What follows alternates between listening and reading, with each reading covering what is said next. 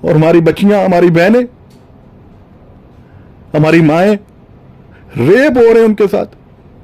ان کی آوازیں سنیں، راتوں کو نیند اڑ جائے گی آپ کی. ہماری بچیاں ادھر رو رو کے پکار رہی ہیں کہ کب آئے گا سلطان صلاح الدین ایوبی، کب آئے گا عمر فاروق. اور غیرت بھی نہ جاگے، دل بھی نہ مچلے تو پھر ایمان سے کوئی تعلق نہیں ہے. اور ہم ادھر اپنی چوڑیاں پہن کے کہ کوئی غازی اٹھے اور فلاں کو مار دے اور کوئی غازی اٹھے اسے مار دے، آپسی لڑائیوں میں مر گئے. تب آپ کے غازی کہاں مر جاتے ہیں؟ کوئی غازی اٹھے اور یہ کر دے وہ کر دے. اس وقت یہ لفظ کیوں نہیں بولا جاتا کہ یہ غازی اٹھیں اور نکلیں، دکھائیں دنیا کو. لیٹس سپوز آج مولانا اشرف علی تھانوی صاحب ہوتے تو وہ کیا یہ نہ کہتے کہ میرے وہ خواب والی بات کو آپ نے آؤٹ آف کانٹیکسٹ لے لیا. In spite of all that he is making a great effort towards توحید. ایسے منہ اٹھا کے کفر کے فتوے اور قتل کے فتوے لگا دینا، یہ کس طرف آپ لے کے جا رہے ہیں؟ تو خدا را ایک دوسرے کو گرانا چھوڑیں اور قوم کو اٹھائیں، امت کو اٹھائیں بڑے کاز کے لیے.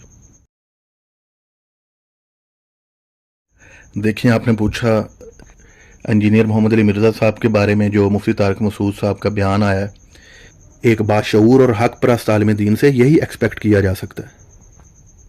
تو مفتی طارق مسعود صاحب نے یہ دکھا دیا کہ دلائل کی بیس پہ بات ہوا کرتی ہے. کبھی بھی جو انسان اللہ کے دین کا کام کرنا چاہ رہا ہوتا ہے اس کی اپنی ذات تو کہیں ہوتی نہیں ہے. اپنی ذاتی رنجش، اپنی ذاتی اناد کی بنا پہ وہ کبھی بھی کفر کے فتوے اور کبھی بھی جو ہے وہ قتل کا فتویٰ، اس قسم کی حرکتیں وہ نہیں کیا کرتے. وہ اپنے علم کو جسٹیفائی کرتے ہیں، جو حق بات ہے وہ بتاتے ہیں. ڈیبیٹ کا حسن ہی یہ کہ دلائل پہ بات ہو. یہ کیا بات ہوئی کہ اٹھ کے قتل کے فتوے دینے لگیں؟ انجینئر محمد علی مرزا صاحب ہوں، مفتی طارق مسعود صاحب ہوں یا کوئی بھی ہو، ہماری ینگ جنریشن جو ہے وہ طوفان بدتمیزی، بہرا روی، فحاشی کا شکار. ٹائم ان کا جو ہے وہ لغویات میں گزر رہا تھا، وہ برے قسم کے سٹف میں انڈلج ہو رہے تھے. اور وہاں سے نکل کے آپ کم از کم علمی ڈیبیٹ سن رہے ہیں، ڈسکشن سن رہے ہیں کسی مسئلے پہ، چاہے کسی کا پوائنٹ آف ویو، کسی سکولر کا پوائنٹ آف ویو غلط ہی کیوں نہ ہو، لیکن وہ ان کا دیکھیں آئی کیو لیول تو ڈیولپ ہو رہا ہے، آئی کیو لیول تو ریز ہو رہا ہے کہ وہ سن رہے ہیں، تحقیق کر رہے ہیں کہ اچھا اس نے اس جگہ پہ جا کے یہ بات کی، کہاں سے اسے یہ بات ملی، کون سی بکس ہیں، کہاں سے ریسرچ کی گئی. ان کا جو آئی کیو لیول ریز ہو رہا ہے. ان لوگوں کا بہت بڑا احسان ہے. ان کی ڈیبیٹ سے کیا فائدہ ہو رہا ہے کہ مسلم امہ کو سوچنا آ رہا ہے کہ اچھا اس مسئلے کا یہ بھی ایک اسپیکٹ ہے، یہ دوسرا اسپیکٹ ہے، یہ تیسرا اسپیکٹ ہے. سوچنا سکھا رہے ہیں، کتنا بڑا فائدہ کر رہے ہیں. اور پھر ایسے منہ اٹھا کے کفر کے فتوے اور قتل کے فتوے لگا دینا، انشاءاللہ ایسا کچھ بھی معاملہ نہیں ہوگا اور نہ ہی ہونا چاہیے. حدیث کا مفہوم ہے کہ جو کسی مسلمان بھائی کو کافر کہتا ہے وہ اس کی بات اسی پہ لوٹ کر آتی ہے. تو ڈریں، خدا سے ڈریں. کیا طوفان بدتمیزی پھیلایا ہوا ہے، یہ کس طرف آپ لے کے جا رہے ہیں؟ اور یقیناً انجینئر صاحب کو یہ بات بہت بری لگی ہوگی. ان کی باتیں جو ہیں وہ آؤٹ آف کانٹیکسٹ لے کے اور ان کے اوپر جو ہے وہ کفر کے فتوے لگائے جا رہے ہیں اور قتل کے فتوے اور قتل کی دھمکیاں اور یہ سب کچھ. تو انہیں برا لگا ہوگا کہ میری باتوں کو آؤٹ آف کانٹیکسٹ لیا جا رہا ہے. ظاہری بات لگنا بھی چاہیے جب کسی کی بات کو آؤٹ آف کانٹیکسٹ لیا جائے. اسی طرح ہمیں بھی چاہیے کہ جو اپنے لیے پسند کرتے ہیں وہ اپنے مسلمان بھائی کے لیے بھی پسند کریں.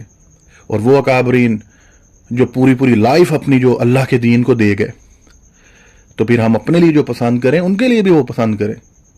لیٹس سپوز آج مولانا اشرف علی تھانوی صاحب ہوتے تو وہ کیا یہ نہ کہتے کہ میرے وہ خواب والی بات کو آپ نے آؤٹ آف کانٹیکسٹ لے لیا. اور اس طرح کے جو بھی شخصیات ہیں جنہوں نے اپنی زندگیاں اللہ کے دین کی سربلندی کے لیے وقف کر دیں، تو ان کے لیے جب آپ بات کریں گے، ان کی باتوں کو آؤٹ آف کانٹیکسٹ اٹھائیں گے، تو پھر اگر وہ آج ہوتے تو انہیں بھی تکلیف ہوتی. اور ہونی بھی چاہیے، جس طرح آپ کو ہوئی ہوگی ہونی بھی چاہیے. اگر آج وہ ہوتے تو وہ بھی کہتے کہ بھئی میں نے تو ایسی کوئی بات نہیں کی، میں نے تو صرف تعبیر یہی بتائی ہے نا کہ آپ کے جو پیر ہیں وہ رسول اللہ صلی اللہ علیہ وسلم کی سنت پہ چلنے والے ہیں، آپ میری بات کو کیوں آؤٹ آف کانٹیکسٹ جو ہے وہ اٹھا رہے ہیں. تو اسی طرح ہمیں یہ سمجھنا ہوگا کہ ہم نے باتوں کو آؤٹ آف کانٹیکسٹ لے کے وہ طوفان بدتمیزی نہیں کھڑا کرنی. In spite of all that he is making a great effort towards توحید. may Allah accept him. اور بس جو وہ اچھا کام کر رہے ہیں ان پہ نظر رکھی جائے, وہ گندی مکھی نہ بنا جائے کہ گند پہ بیٹھیں, اور ایسی تنقید خدا را بالکل نہ کریں کہ کسی کے اتنے بڑے کام کو زیرو سے ملٹی پلائی کر دیں. جو ینگ جنریشن, جو یوتھ فائدہ اٹھا رہی تھی, سیکنڈز میں ایسی برین کیمسٹری میں ہلچل مچتی ہے, اس انسان کا جو امیج ہوتا ہے وہ سکیٹرڈ ہو کے رہ جاتا ہے, اور جو فائدہ امت اس سے لے رہی ہوتی ہے وہ فائدہ جو ہے وہ پھر نیگیٹیوٹی کی طرف چلا جاتا ہے, اور اتنی بڑی ایفرٹ کا فائدہ کچھ نہیں ہو پاتا. تو خدا را ایک دوسرے کو گرانا چھوڑیں اور قوم کو اٹھائیں, امت کو اٹھائیں بڑے کاز کے لیے. تو پھر آپ علماء سے میں یہ ایکسپیکٹ کرتا ہوں کہ بہت اچھی بات ہے, غازیوں کو کھڑا کریں, جہاں غازیوں کی ضرورت ہے وہاں کھڑے کریں غازی. یہ ہاتھ جوڑتا ہوں میں, ایک دفعہ یونائٹ ہو کے بڑے دشمن کے خلاف کھڑے ہو جائیں, پھر بعد میں اپنی چھوٹی چھوٹی جو لڑائیاں ہیں نا, جو یہ معاملات ہیں, بعد میں سارٹ آؤٹ ہو جائیں گے, بعد میں لڑتے رہیے گا. اور ٹھیک ہے, پھر ہم دیکھیں گے کہ کون غلط ہے کون ٹھیک ہے. یہ وقت نہیں ہے, یہ وقت بڑے دشمن کے خلاف کھڑا ہونے کا ہے, یونائٹ ہونے کا ہے, اور اپنے مسلمان بہنوں بھائیوں کی تکلیف درد اپنے دل میں محسوس کرنے کا وقت ہے یہ. اور کیا فائدہ ان غازیوں کا, ان غازی بھائیوں کا کہ کہلائیں بھی غازی اور بہنوں بیٹیوں کی عزتیں ان کے سامنے لٹ رہی ہوں, اور وہ بڑے دشمن کو نہ پہچان سکیں, اور بہنیں انہیں پکار رہی ہیں ان غازیوں کو, اور وہ آپسی لڑائیوں میں مگن ہو. تو پہلے بڑے دشمن کو شکست دے لیں, اور جب کہ دشمن نے باہر سے گھر گیر رکھا ہے, پہلے اکٹھے ہو کے پہلے گھر کو بچا لیں, بڑے دشمن کے خلاف لڑ لیں, پھر گھر کی اندرونی لڑائیاں بھی لڑ لی جائیں گی.